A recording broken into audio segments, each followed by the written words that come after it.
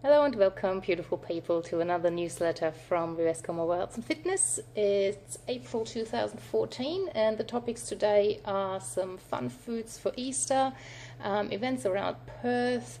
I've got 12 little things I want to introduce to you over the next 12 months to come. So one thing every month for the next year that you can introduce for a healthier living. I want to talk to you about the first line of the myofascial lines today. That is the superficial backline. And as always, I will have the smoothie of the month for you today.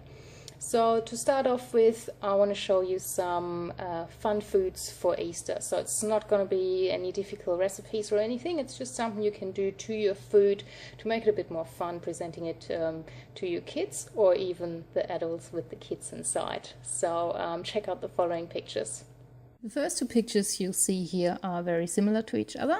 They're mainly using fruit to create those funny faces, but you can definitely add in some vegetables or even some nuts to increase the variation a little bit. For example, you could use a walnut for the nose, or instead of the carrots for the whiskers, you could use apple sticks. So just let your imagination fly and have fun with that one.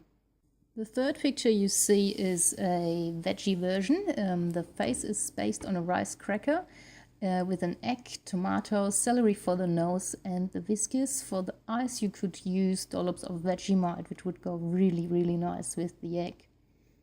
The fourth picture are simply hard-boiled eggs, which are filled with the actual egg yolk. However, the yolk had been taken out, mashed and spiced up with whatever you want to use. So you could do some curried eggs, or you could take the egg yolk out and use some mashed up sweet potato mix, for example, that you spice up to your liking.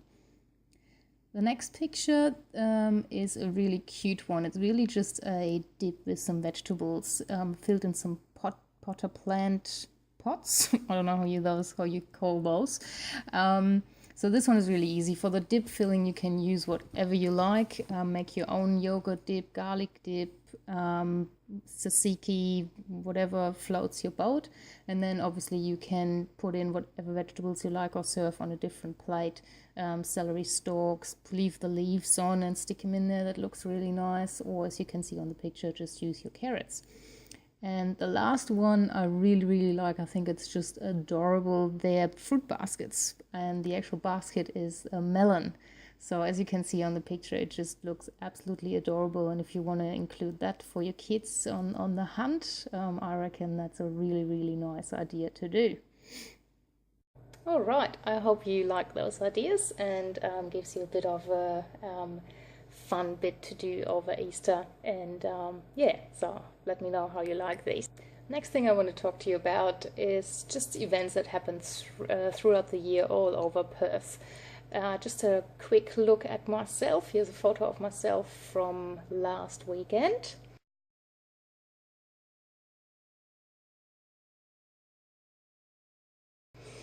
I went to one of the fun runs, Colour Me Red, that one with a friend. It's just a 5K run, and you throw colour at each other at the end of the run, like they do in India at the Holi festival. So just something different to do on a weekend.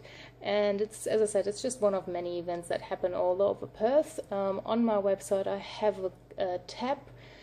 I'll show you a photo of that here.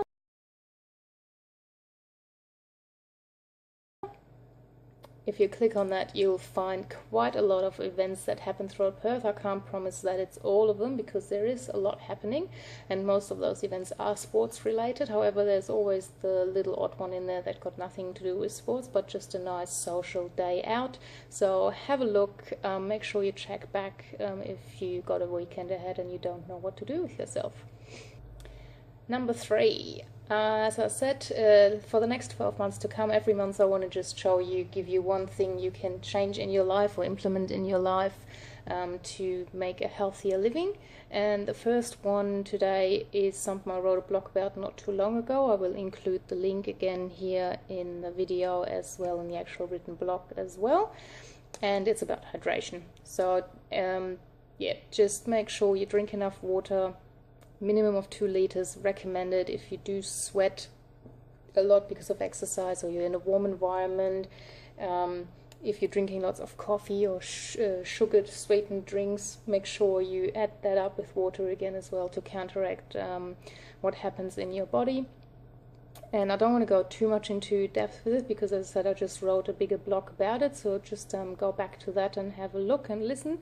Just a few more tips if you need something to replace your electrolytes. Again, if you've done a lot of sport, if you've been sweating a lot, coconut water is a really, really nice one, full of sodium and potassium.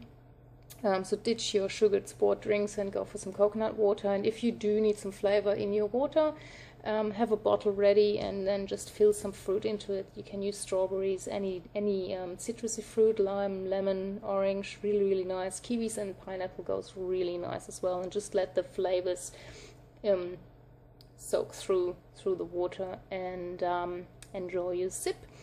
What I want you also to go ahead and do is not just to listen to what I say, but actually jump online and do your own research. Have a bit of a look around what's out there, what people say and recommend, and not just on that topic today, but over the next 12 things that I will tell you. I want you to jump online and do your own research. Don't always take everything you hear or read for granted. Always find a few different articles or even studies that have been done, and then follow your gut and find out what feels right to you, what makes sense to you, and yeah, just start and ask questions and don't take everything for granted.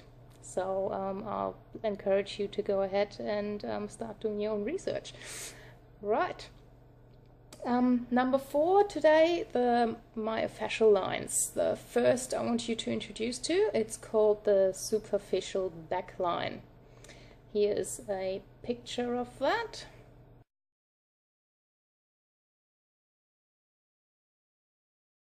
So in real, obviously that would look a little bit different, but this picture gives you a little bit of an idea of what I mean when I talk to you guys, that the line starts at the bottom of the feet, just behind your toes, and then goes all the way up to your eyebrows.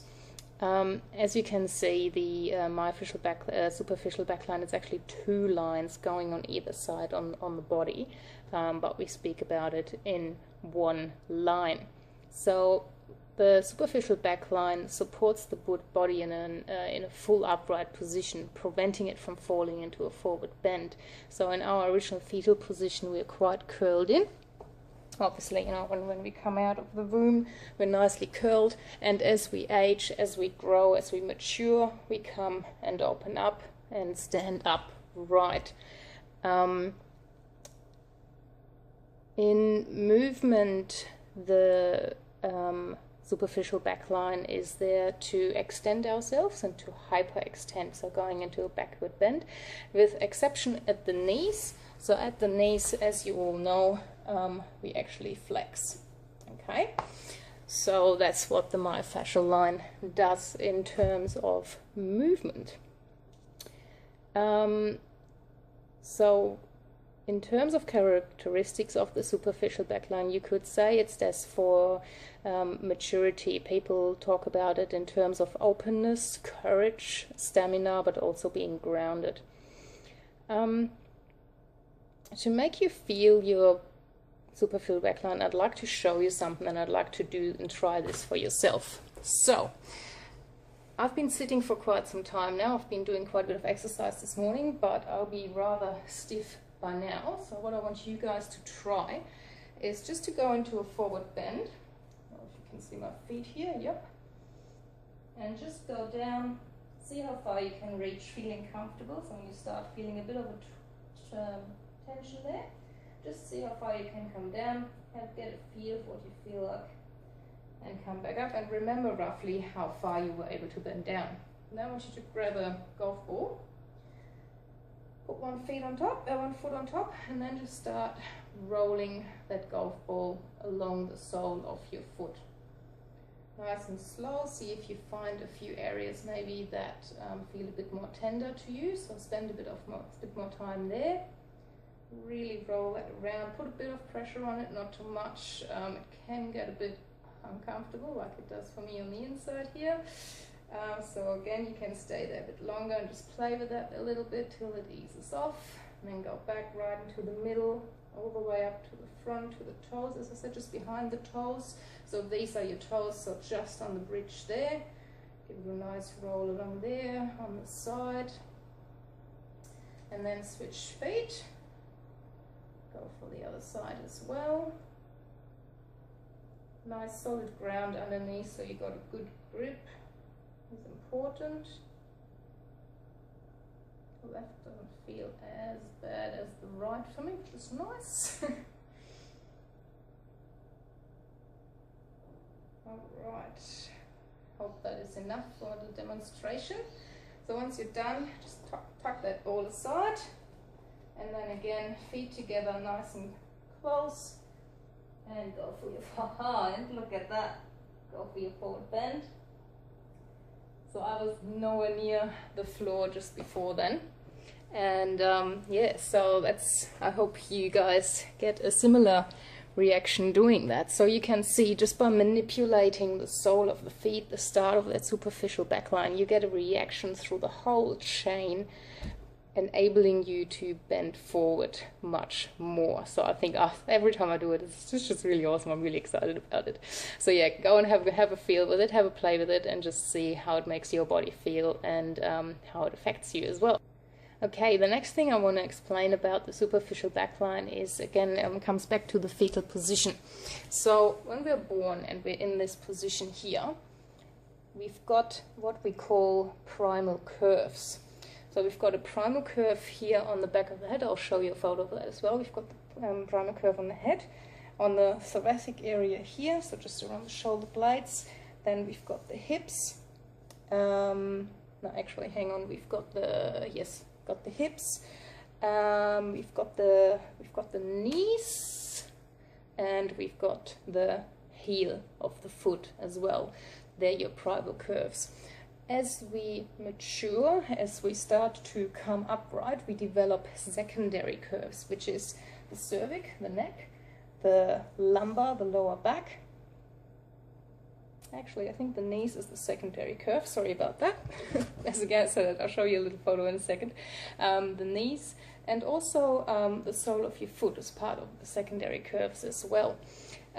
What that pretty much means, your primary curves are pretty much set in place because they're really bony structures. So the skull, the pelvic bone, pelvic floor, all that, because it's very bony, it actually it really holds in that structure. Where the secondary curves that come in, they are much more dependent on the soft tissue and how that is everything, how that's holding everything in. So it kind of makes sense that if there is an imbalance in the myofascial tissue, in the connective tissue, in the soft tissue, it is those secondary curves that get affected by any imbalances. So I'm just going to show you that photo here quickly.